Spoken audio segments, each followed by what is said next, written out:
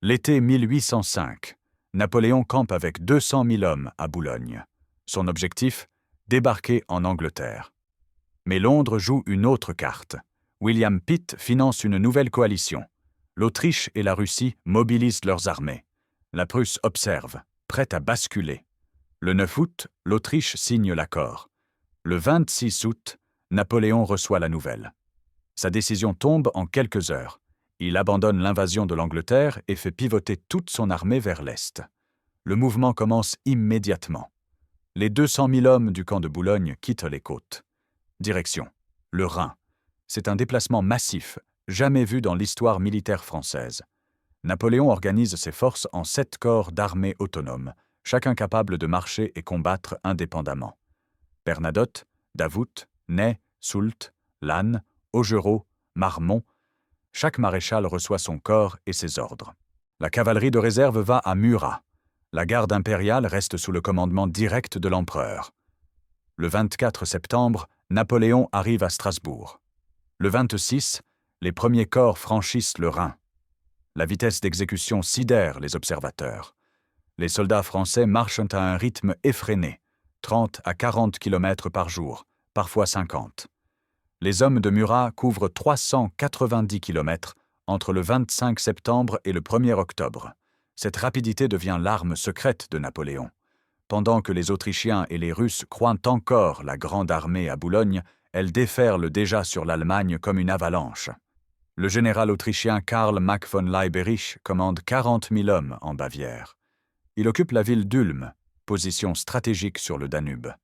Mack attend les Russes de Koutouzov, encore à des centaines de kilomètres. Il croit avoir le temps. Il pense que Napoléon viendra par la Forêt-Noire, depuis l'ouest. Mais l'empereur joue déjà aux échecs pendant que Mack joue aux dames. Napoléon envoie Murat avec sa cavalerie faire du bruit à l'ouest. Pendant ce temps, les 7 corps d'armée contournent Ulm par le nord. Le 7 octobre, 12 jours seulement après avoir franchi le Rhin, les Français atteignent le Danube. Mack comprend trop tard. Il est déjà encerclé. L'armée française lui coupe toutes les routes vers Vienne, vers les Russes, vers toute possibilité de secours. Le 8 octobre, Murat et Oudinot écrasent la division autrichienne d'Offenberg. Le 9, Ney prend Günzburg. L'étau se resserre. Le 11 octobre, une partie de l'armée autrichienne tente une sortie. L'archiduc Ferdinand réussit à s'échapper avec quelques cavaliers vers la Bohême. Mack et le reste des troupes restent piégés. Le 14 octobre, Ney s'empare des hauteurs d'Elchingen, qui dominent Ulm. Le général Werneck capitule le 19 avec sa division. Le 15 octobre, Napoléon somme Mack de se rendre. Refus. Les Français prennent d'assaut les hauteurs de Michelsberg, au nord-ouest de la ville. Le 16, l'artillerie française bombarde Ulm. Mack réalise l'ampleur du désastre. Les Russes ne viendront pas. Il n'a plus de vivres. Ses hommes sont démoralisés. Le 20 octobre, il capitule. Les chiffres donnent le vertige. 27 000 soldats autrichiens déposent les armes. 18 généraux sont capturés. 60 canons tombent aux mains des Français. Les Français ne déplorent que 500 morts et 1000 blessés pour cette victoire décisive. Napoléon a anéanti la moitié de l'armée autrichienne sans livrer de grandes batailles. Juste par la manœuvre, la rapidité, l'audace. Mack sera condamné à 2 ans de prison par sa propre armée. Le jour même, le 21 octobre, Nelson remporte Trafalgar. La France domine sur terre, l'Angleterre règne sur mer. Napoléon ne s'attarde pas. Il lance ses corps d'armée à la poursuite des débris autrichiens et vers Vienne. Les Français marchent des 2 côtés du Danube. Koutouzov, avec son armée russe, tente d'éviter l'affrontement. Il se replie vers le nord-est, vers la Moravie, où il espère recevoir des renforts. Le 11 novembre, les Français affrontent les Russes à Dürrenstein. Combat acharné. Le 16 novembre, nouvelle bataille à Schöngrabern. Koutouzov continue sa retraite, gagnant du temps. Le 13 novembre, les Français entrent dans Vienne sans résistance. Les Autrichiens ont abandonné leur capitale. Napoléon s'empare de l'arsenal, des réserves, des munitions. Il renforce son armée avec ses prises. Mais la situation devient précaire. L'armée française est à 1300 km de Paris. Les lignes de communication s'étirent. Les approvisionnements deviennent difficiles. Koutouzov a fait sa jonction avec le corps de Buxhoeveden et les Autrichiens de Liechtenstein. Les Alliés rassemblent maintenant 85 000 hommes. Les Français n'en ont que 73 000 sur place. Pire encore, la Prusse hésite. L'archiduc Charles pourrait arriver d'Italie avec une armée fraîche. Si Napoléon tarde, il risque de se retrouver pris entre plusieurs armées ennemies loin de ses bases. Il doit forcer la décision rapidement. Il doit provoquer une bataille sur un terrain de son choix avec un plan qui compense son infériorité numérique. Le 19 novembre, les Français dépassent Brünn et atteignent le village d'Austerlitz, à une dizaine de kilomètres. Napoléon reconnaît le terrain personnellement. Il remarque le plateau de Pratzen, une éminence qui domine la plaine environnante d'une quarantaine de mètres. Position stratégique majeure. Celui qui tient ce plateau contrôle le champ de bataille. Napoléon annonce à ses officiers « Étudiez bien ce terrain, nous nous y battrons ». Le 21 novembre, il avait déjà tout prévu. Il connaît chaque colline, chaque village, chaque ruisseau. Au sud, des étangs et marécages. Au nord, la route vers Olmütz. À l'ouest, la route vers Brünn. Le terrain forme un rectangle de 8 km sur 12, délimité naturellement. Le 28 novembre, Napoléon prend une décision qui surprend ses maréchaux. Il ordonne l'évacuation du plateau de Pratzen. Ses troupes abandonnent cette position dominante et se replient. Pour l'ennemi, cet abandon ressemble à un aveu de faiblesse. Les Austro-Russes occupent immédiatement le plateau. Ils croient tenir l'avantage. C'est exactement ce que Napoléon veut qu'ils pensent. Le 29 novembre, il reçoit le prince Dolgorouki, envoyé par le tsar. Les négociations tournent court. Les Russes se montrent arrogants, exigeants. Alexandre Ier pense avoir la victoire à portée de main. Napoléon joue la comédie. Il paraît anxieux, nerveux. Il s'assure que Dolgorouki voit des soldats préparer une retraite simulée. Le piège se met en place. Le 30 novembre, les Alliés tiennent conseil. Ils débattent de leur plan d'attaque. Le jeune tsar Alexandre, 28 ans, prend le commandement. Il écarte les conseils prudents de Koutouzov, le vieux général expérimenté. Le plan austro-russe prévoit d'attaquer le flanc droit français, apparemment faible et dégarni. Une fois ce flanc enfoncé, ils couperont la route Brünn-Vienne, isolant l'armée française de ses lignes de ravitaillement. Sur le papier, le plan semble excellent. Le soir du 1er décembre, l'armée française bivouaque dans le froid. Les soldats allument des feux. Napoléon sort de son quartier général et visite les bivouacs. Dès qu'il apparaît, les hommes allument des torches de paille. Des milliers de feux s'embrasent sur toute la ligne française. Le spectacle impressionne. Les officiers austro-russes, qui observent depuis le plateau de Pratzen, croient de voir l'armée française brûler ses campements pour se replier. Nouvelle confirmation de la faiblesse ennemie. Napoléon parle avec ses soldats. L'ambiance est bonne. Les hommes chantent, dansent. Le lendemain sera le 2 décembre 1805, exactement un an après le sacre de Napoléon. Les soldats y voient un signe favorable. L'empereur dîne de pommes de terre et d'oignons frits. Repas modeste. Puis il reçoit la confirmation. Le corps de Davout arrive de Vienne. Le maréchal Davout et son 3e corps ont accompli un exploit. Partis de Vienne le 30 novembre au petit matin, ils ont parcouru 110 km en 48 heures. Marche forcée épuisante. Les hommes ont marché 32 heures sur 48 avec des sacs de 30 kilos. Ils n'ont dormi que 8 heures, mais ils seront là pour la bataille. Cette arrivée change tout. Le flanc droit français, apparemment faible, sera défendu. À 20h30, Napoléon réunit ses maréchaux. Il expose son plan en détail. Soult commandera le centre avec 23 000 hommes. Lannes tiendra la gauche avec 17 000. Murat et sa cavalerie, 7 000 cavaliers, appuieront les deux flancs. Davout, avec 10 000 hommes épuisés, défendra la droite. Bernadotte et la garde impériale resteront en réserve, 16 000 hommes prêts à intervenir au moment décisif. Le plan est simple mais audacieux. Laisser les Alliés attaquer le flanc droit, les laisser dégarnir le centre en descendant du plateau de Pratzen, puis frapper au centre et couper leur armée en deux. Tout repose sur le timing. Si Davout ne tient pas assez longtemps, le plan échoue. Si Soult attaque trop tôt, l'ennemi aura le temps de réagir. Si l'attaque tarde, les Alliés perceront la droite française. À 4 heures du matin le 2 décembre, dernière conférence aux Urans, la petite colline au centre-gauche du dispositif français. Napoléon vérifie que chaque commandant connaît son rôle. Puis les maréchaux rejoignent leur poste. Les soldats prennent position dans le froid glacial. Un épais brouillard recouvre la plaine. Visibilité presque nulle. L'attente commence. 7 heures du matin. Le général autrichien Kienmayer lance son attaque contre le village de Telnitz, à l'extrême sud du dispositif français. Le 3e régiment de ligne français défend le village. Combat violent dès les premières minutes. Les Autrichiens, supérieurs en nombre, chassent les Français du village après une heure de résistance acharnée. La cavalerie de Davout couvre la retraite. 8h30. Les colonnes russes attaquent Sokolnitz, village voisin. L'artillerie russe bombarde intensément. Les Français évacuent le village. Dans la confusion, ils sont accidentellement tirés dessus par d'autres unités françaises. Mais 15 minutes plus tard, contre-attaque. Les premiers hommes du corps de Davout arrivent. Ils reprennent Sokolnitz. La division du général Friant, beau-frère de Davout, reconquiert Telnitz. Les villages changent de main plusieurs fois. Combat acharné, brutal. À 9h30, les Russes prennent le château de Sokolnitz. Ils tuent ou blessent 11 des 12 commandants français les plus élevés du village. La situation devient critique pour les Français. Ils sont dépassés en nombre. Mais ils tiennent.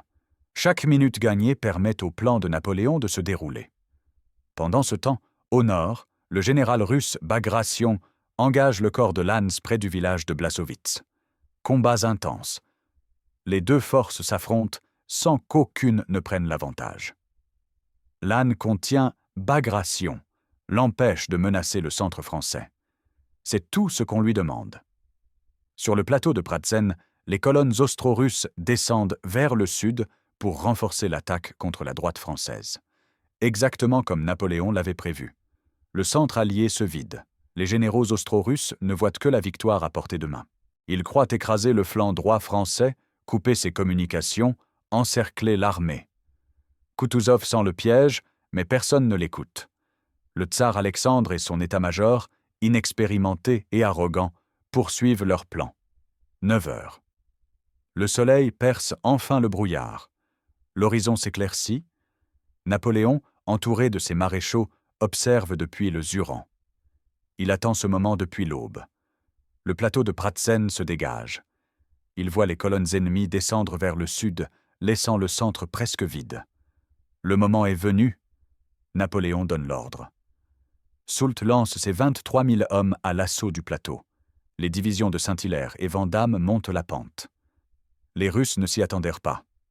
La 4e colonne russe, commandée par Kolovrat, se trouve encore en mouvement sur le plateau. Elle n'est pas préparée à recevoir une attaque. Les Français surgissent du brouillard dissipé et frappent comme un coup de tonnerre. Le choc est brutal. Les Russes tentent de former leur ligne, de résister. Trop tard. La surprise est totale. Les Français enfoncent le centre ennemi en moins d'1 heure. Le plateau de Pratzen tombe aux mains de Soult. L'armée alliée est coupée en deux. Les colonnes qui attaquaient au sud se retrouvent isolées du reste de l'armée. La coordination devient impossible. Koutouzov tente de reprendre l'initiative. Il lance toutes ses réserves, y compris la garde impériale russe, pour reconquérir le plateau. Combat de cavalerie féroce. La garde russe charge le 4e de ligne français et le culbute. Napoléon réagit immédiatement. Il ordonne à Bessières de lancer la cavalerie de la garde impériale française. Les deux gardes s'affrontent, les meilleurs cavaliers de France contre les meilleurs de Russie. Le résultat ne fait aucun doute. La garde russe est mise en déroute. Le colonel russe, l'artillerie, les étendards, tout est capturé. Le régiment du grand-duc Constantin est écrasé. Constantin lui-même ne doit son salut qu'à la vitesse de son cheval. Depuis les hauteurs d'Austerlitz, le tsar et l'empereur d'Autriche assistent, impuissants, à la destruction de leur garde d'élite. Midi. La situation tactique s'est renversée. Soult contrôle le plateau de Pratzen. Davout, malgré l'épuisement de ses hommes, a tenu le flanc droit. Lannes continue de contenir Bagration au nord. Napoléon déplace son quartier général sur le plateau conquis. De là-haut, il voit tout le champ de bataille. Il commande l'artillerie de tirer sur les colonnes russes désorganisées en contrebas. Le corps de Bernadotte entre enfin en action. Les 16 000 hommes de la réserve s'avancent au centre. Napoléon réorganise ses forces. Il retire Bernadotte des combats avec Bagration et le déploie pour créer une masse de décision sur le Goldbach, le ruisseau qui coule au sud. L'objectif? Encercler complètement la gauche alliée commandée par Buxtehude. Vers 13h, le grand-duc Ferdinand lance 4 bataillons de la garde impériale russe contre la division de Vandamme. Les Russes percent la première ligne française. Mais le feu concentré de la deuxième ligne les arrête. Nouvel assaut de la cavalerie française. La garde russe doit battre en retraite. C'est la dernière tentative sérieuse des Alliés de reprendre le plateau. L'aile gauche alliée se retrouve piégée. Au nord, Soult et ses divisions. À l'est, les troupes de Davout, qui ont tenu toute la matinée et contre-attaquent maintenant. Au sud, les marécages et les étangs gelés. Pas d'issue. Buxtehude ordonne à la moitié de ses troupes de se replier vers l'est avant d'être complètement encerclée. L'autre moitié reçoit l'ordre de tenir une position défensive le long du Goldbach. Trop tard. 14h30. Buxtehude est complètement isolé. Aucun ordre ne peut lui parvenir de Kutuzov ou du Tsar. Vandamme occupe le village d'Ogezd. Le 3e corps de Davout avance vers Sokolnitz et Telnitz. Les troupes russes reculent jusqu'au lac gelé. La division de Przebysewski et la moitié de celle de Langeron sont capturées. Des milliers de prisonniers. 15 heures. Les survivants de la première colonne russe tentent de s'échapper. Ils se lancent sur les lacs gelés, cherchant à franchir les étangs de Satchan et Menitz pour atteindre la rive opposée. Erreur fatale. Napoléon observe la scène. Il ordonne de pointer 25 canons sur la glace. Les boulets et les obus pleuvent sur les étangs. La glace se brise sous l'impact. Des centaines d'hommes, peut-être plus de 1000, plongent dans l'eau glacée. Les uniformes lourds les entraînent vers le fond. Les chevaux hennissent de terreur. Les canons s'enfoncent. Les cris se font entendre sur tout le champ de bataille. C'est une scène d'horreur. Pendant longtemps, on a cru que 2000 hommes sont morts noyés. Les sources plus récentes suggèrent quelques centaines, mais le nombre exact reste incertain. Quoi qu'il en soit, la vision marque les esprits. Des lacs immenses, des hommes qui crient à l'aide sans qu'on puisse les secourir. Il faudra 3 jours pour évacuer tous les blessés ennemis vers Brünn. Au nord, Bagration commence également à se replier. Lannes et Murat le suivent lentement, mais sans grande pression. À 16h30, les combats cessent. La bataille d'Austerlitz est terminée après 9 heures de combat. Les Français sont trop épuisés pour poursuivre. Bagration met 60 km entre lui et le champ de bataille dans les 40 heures qui suivent. Les chiffres parlent d'eux-mêmes. Les Alliés ont perdu 15 000 à 16 000 hommes tués ou blessés. 11 000 Russes morts et blessés. 600 Autrichiens tués, 1200 blessés. 21 000 prisonniers au total.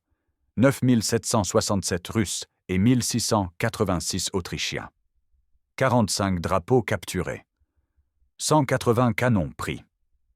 Au total, 32% de l'armée austro-russe détruite ou capturée. Les Français comptent 1305 tués, 6940 blessés, 573 prisonniers, des pertes bien moindres que celles infligées à l'ennemi. L'armée française ne perd qu'un seul aigle, celui du 1er bataillon du 4e de ligne. 14 généraux français sont hors de combat, ainsi que 80 officiers d'état-major et 514 autres officiers. Mais au-delà des chiffres, c'est une victoire stratégique totale. La 3e coalition s'effondre. L'armée austro-russe n'existe plus comme force combattante. Les Russes se replient vers la Pologne. L'empereur François II d'Autriche demande un armistice. Le 3 décembre, Napoléon dicte sa proclamation à la Grande Armée. « Soldats, je suis content de vous. Vous avez à la journée d'Austerlitz justifié tout ce que j'attendais de votre intrépidité. Vous avez décoré vos aigles d'une immortelle gloire. Mon peuple vous reverra avec joie, et il vous suffira de dire « J'étais à la bataille d'Austerlitz » pour que l'on vous réponde « Voilà un brave ». Le matin du 3 décembre, le prince Jean de Liechtenstein se rend au quartier général français. Il négocie une entrevue entre Napoléon et l'empereur François. Le 4 décembre, les 2 empereurs se rencontrent. François implore la clémence du vainqueur. Napoléon dicte ses conditions. Le 6 décembre, l'armistice est signé au château de Slavkov, l'ancien Austerlitz. Le 26 décembre 1805, 24 jours après la bataille, le traité de Presbourg est signé à Bratislava. Les conditions sont dures pour l'Autriche. Elle doit céder d'immenses territoires. La Vénétie va au royaume d'Italie, dirigée par Napoléon. L'Istrie et la Dalmatie également. Le Tyrol et le Vorarlberg passent à la Bavière, alliée de la France. Au total, l'Autriche perd 100 000 km² et 3 millions d'habitants. L'Autriche doit également payer une indemnité de guerre. Les 100 millions de francs imposés pendant l'occupation, plus toutes les armes et denrées saisies pendant la campagne. La principauté d'Ansbach est annexée par la Bavière. Le grand-duché de Clèves et de Berg devient une principauté pour Murat. La principauté de Neuchâtel va à Berthier. Le Saint-Empire romain germanique est aboli de fait. Les princes allemands perdent tout lien de vassalité envers l'empereur. L'année suivante, ils formeront la Confédération du Rhin sous l'égide de Napoléon. Le Royaume-Uni reste seul en guerre contre la France. Sur terre, personne ne peut défier Napoléon. La Prusse, qui avait menacé d'intervenir, ravale son ultimatum. Elle accepte le nouvel ordre européen imposé par Napoléon. Elle conserve le Hanovre, mais doit céder plusieurs territoires. Par le traité de Schönbrunn du 15 décembre 1805, elle perd la principauté d'Ansbach, le grand-duché de Clèves et de Berg, et la principauté de Neuchâtel. Austerlitz est étudié dans toutes les académies militaires du monde. C'est le modèle parfait de la bataille d'encerclement et d'anéantissement. Plusieurs éléments expliquent cette victoire magistrale. D'abord, la reconnaissance du terrain. Napoléon a personnellement inspecté chaque colline, chaque village. Il connaît le champ de bataille mieux que ses adversaires. Il choisit où combattre. Il force l'ennemi à attaquer sur un terrain favorable aux Français.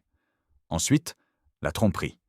L'abandon du plateau de Pratzen, les négociations simulées, l'attitude anxieuse devant Dolgorouki, la retraite mise en scène, les feux allumés la veille de la bataille, tout est calculé pour tromper l'ennemi. Les Austro-Russes croient affronter une armée affaiblie, hésitante. Ils se sentent en position de force. Cette arrogance les pousse à attaquer exactement où Napoléon le souhaite. Troisièmement, la gestion des réserves. Napoléon fait croire qu'il n'a que 53 000 hommes. En réalité, Bernadotte et Davout sont à portée de main. L'arrivée de Davout au moment critique stabilise le flanc droit. Les 16 000 hommes de Bernadotte et de la garde, maintenus en réserve, interviennent au moment décisif pour transformer la victoire en déroute. Quatrièmement, le timing. Napoléon attend que l'ennemi soit complètement engagé au sud avant de frapper au centre. Si Soult attaque trop tôt, les Alliés peuvent réagir. Si l'attaque tarde, Davout sera submergé. Napoléon calcule le moment exact où le centre ennemi est le plus vulnérable. Cinquièmement, l'exploitation. Une fois le centre percé, Napoléon ne s'arrête pas. Il réorganise ses forces, lance Bernadotte dans la brèche, encercle l'aile gauche ennemie. Il transforme la victoire tactique en catastrophe stratégique pour l'adversaire. Enfin, la qualité des troupes et des commandants. La Grande Armée a été entraînée pendant 2 ans au camp de Boulogne. Les maréchaux sont expérimentés, capables d'initiative. Davout accomplit un exploit en marchant 110 km en 48 heures, puis en combattant immédiatement. Soult exécute l'attaque du plateau avec précision. Lannes contient Bagration. Chacun joue son rôle à la perfection. Cette bataille marque l'apogée de la puissance napoléonienne. À 36 ans, Napoléon domine l'Europe continentale. La France devient la puissance centrale du continent. L'Empire français atteint son extension maximale. Les royaumes d'Italie, de Naples, de Hollande, le Grand-Duché de Varsovie, la Confédération du Rhin, tous gravitent dans l'orbite française. Austerlitz a des conséquences militaires profondes. La campagne de 1805, de Boulogne à Austerlitz, devient le modèle de l'art opératif. Les stratèges militaires étudient comment Napoléon a coordonné 7 corps d'armée sur 1500 km, comment il a battu ses ennemis séparément, comment il a utilisé la vitesse pour compenser l'infériorité numérique. Le système des corps d'armée, créé en 1804, fait ses preuves. Chaque corps peut marcher, combattre, survivre de manière autonome. Cette flexibilité permet des manœuvres impossibles avec une armée traditionnelle. Les autres nations européennes copient le modèle. Les Prussiens, après leur défaite en 1806, réorganisent leur armée sur ce principe. Austerlitz influence également la pensée stratégique pour le siècle suivant. Clausewitz, qui participe à la bataille du côté russe comme jeune officier, en tirera des leçons pour son ouvrage De la guerre. Le plan Schlieffen allemand de 1914 s'inspire directement de la manœuvre d'Ulm et d'Austerlitz. Contourner, encercler, anéantir. Les académies militaires du monde entier étudient encore cette bataille. Mais Austerlitz n'est pas une victoire définitive. Le Royaume-Uni continue la guerre. Trafalgar a assuré la maîtrise britannique des mers. Napoléon ne pourra jamais envahir l'Angleterre. Le blocus continental, mis en place pour étrangler l'économie britannique, entraînera des guerres successives. La Prusse reviendra en 1806, l'Autriche en 1809, la Russie en 1812. À court terme, Austerlitz est un triomphe. À long terme, c'est le début d'une spirale. Napoléon devra combattre coalition après coalition. Ses victoires l'épuisent autant que ses ennemis. En 1813, l'Europe entière se liguera contre lui.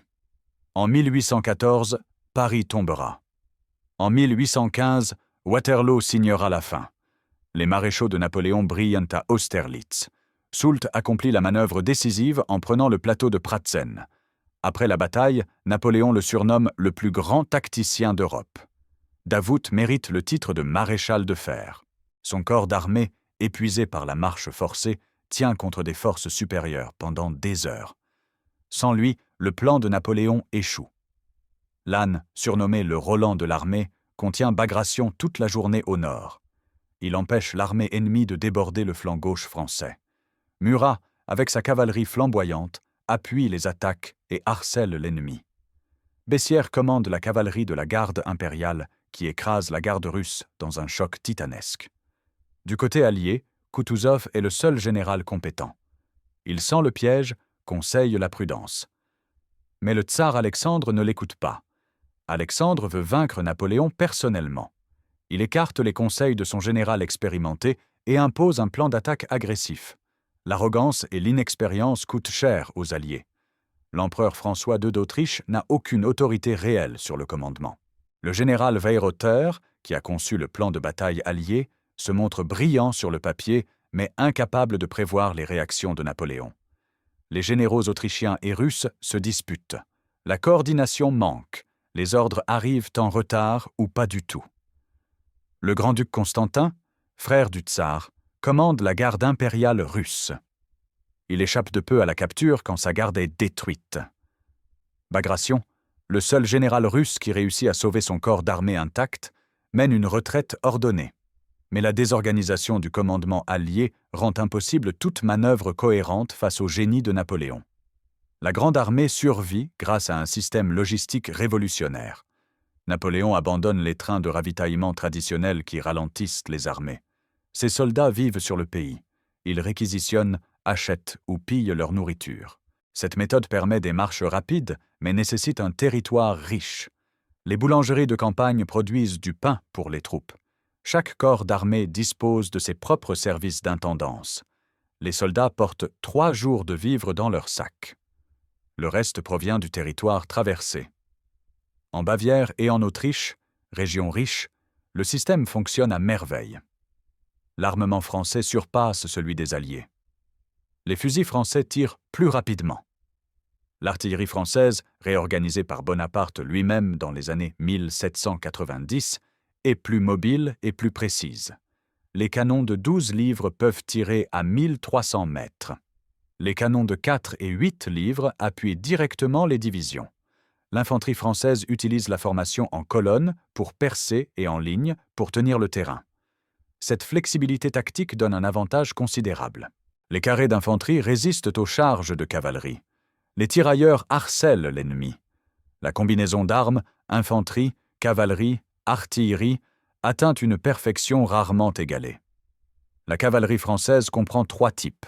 La cavalerie lourde, cuirassier, pour les charges décisives, la cavalerie de ligne, dragon, lancier, pour l'exploitation, et la cavalerie légère, hussards, chasseurs, pour la reconnaissance. Murat coordonne ces différentes armes avec un talent exceptionnel. À Austerlitz, la cavalerie française enfonce systématiquement toutes les charges ennemies. Le moral de la Grande Armée atteint son sommet. Les soldats viennent de remporter la victoire d'Ulm sans bataille majeure. Ils ont marché de Boulogne au Danube en moins de 2 mois. Ils croient en leur empereur. Ils croient en leur invincibilité. Cette confiance se transforme en avantage tactique. Napoléon cultive ce moral. Il visite les bivouacs, il parle aux soldats, il connaît les noms de ces vieux grognards, il distribue des décorations. La Légion d'honneur, créée en 1802, récompense le mérite. Un simple soldat peut devenir chevalier s'il se distingue. Cette méritocratie renforce l'engagement des troupes. L'anniversaire du sacre, le 2 décembre, ajoute une dimension symbolique. Les soldats y voient un signe favorable. La chance sourit à l'empereur. La providence le protège. Cette croyance quasi-religieuse galvanise les hommes. Ils affrontent la mort avec moins de peur quand ils pensent combattre pour un chef d'exception. En face, le moral allié est médiocre. Les Autrichiens ont déjà perdu à Ulm. Ils ont abandonné Vienne sans combattre. Les Russes sont loin de chez eux, dans un pays étranger. La coordination entre Autrichiens et Russes ne fonctionne pas. Les généraux se disputent. Les soldats le sentent. L'arrogance du haut commandement ne compense pas le manque de confiance des troupes. Austerlitz démontre plusieurs innovations tactiques. D'abord, l'utilisation du brouillard. Napoléon sait que le brouillard matinal cache ses mouvements. Il attend qu'il se lève pour attaquer, au moment exact où l'ennemi perd sa visibilité sur le centre. Cette exploitation des conditions météorologiques témoigne d'une compréhension fine du terrain et du climat. Ensuite, la fausse retraite. Napoléon simule la panique, l'évacuation, la fuite. L'ennemi y croit.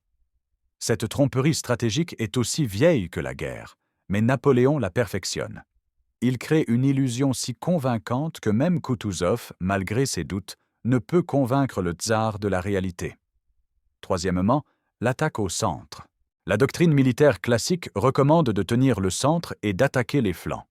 Napoléon inverse la logique.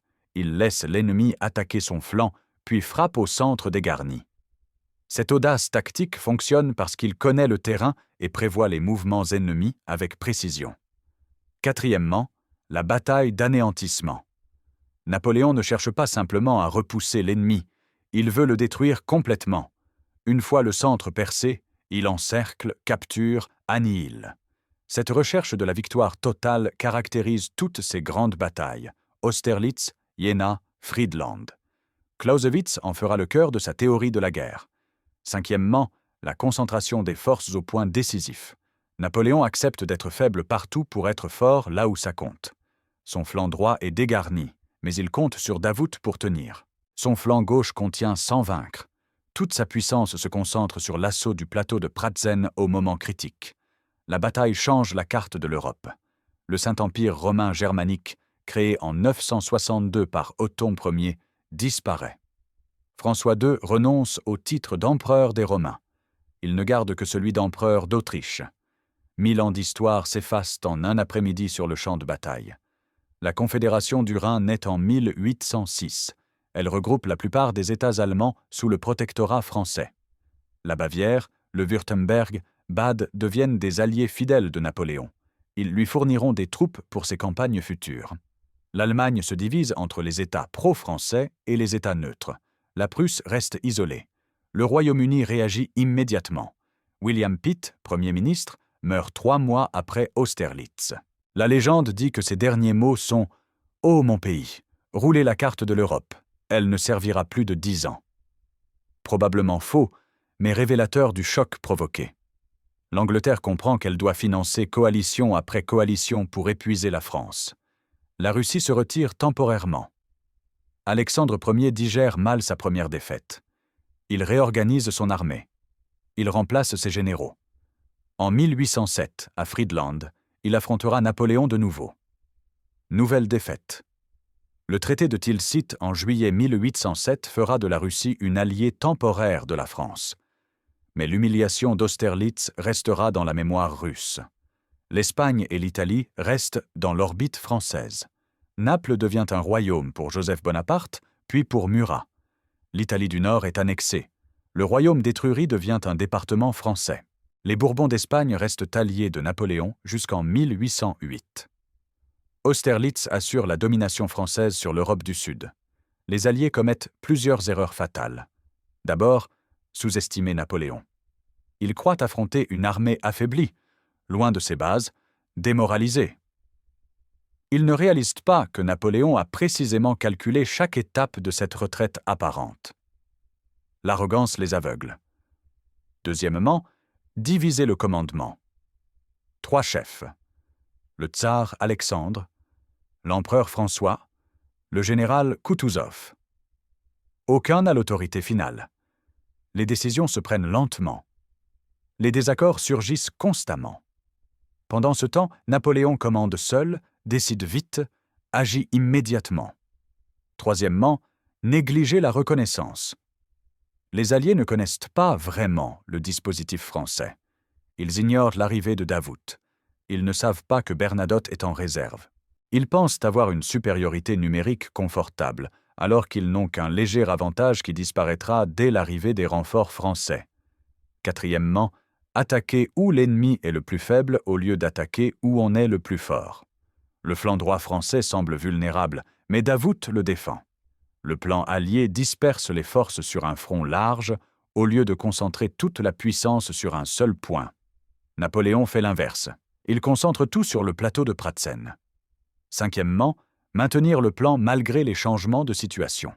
Quand Soult attaque le plateau, les Alliés auraient dû annuler leur offensive au sud et ramener toutes leurs forces pour défendre le centre. Mais l'inertie du commandement, la rigidité du plan, l'incapacité à improviser les condamnent. Napoléon, au contraire, ajuste constamment ses dispositions. Austerlitz entre immédiatement dans la légende. Les Français l'appellent la bataille des 3 empereurs. C'est le symbole du génie militaire de Napoléon. Toutes ses victoires futures seront comparées à Austerlitz. Lui-même considère cette bataille comme son chef-d'œuvre. En exil à Sainte-Hélène, il la mentionnera souvent avec fierté. Paris célèbre la victoire avec faste. Des Te Deum sont chantés dans toutes les églises. Les théâtres présentent des pièces glorifiant l'empereur. Des arcs de triomphe temporaires sont érigés. L'arc de triomphe actuel, commencé en 1806, portera les noms de toutes les victoires napoléoniennes. Austerlitz en tête. La gare d'Austerlitz à Paris porte ce nom depuis 1840. Le pont d'Austerlitz aussi. Le quai d'Austerlitz longe la Seine. Des rues, des places, des monuments dans toute la France commémorent cette victoire. Même sous la Restauration, les Bourbons ne peuvent effacer complètement cette mémoire.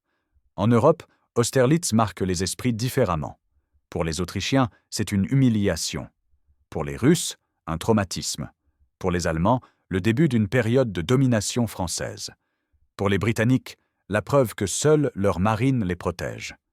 Chaque nation tire ses leçons de cette bataille. Les historiens militaires continuent d'étudier Austerlitz.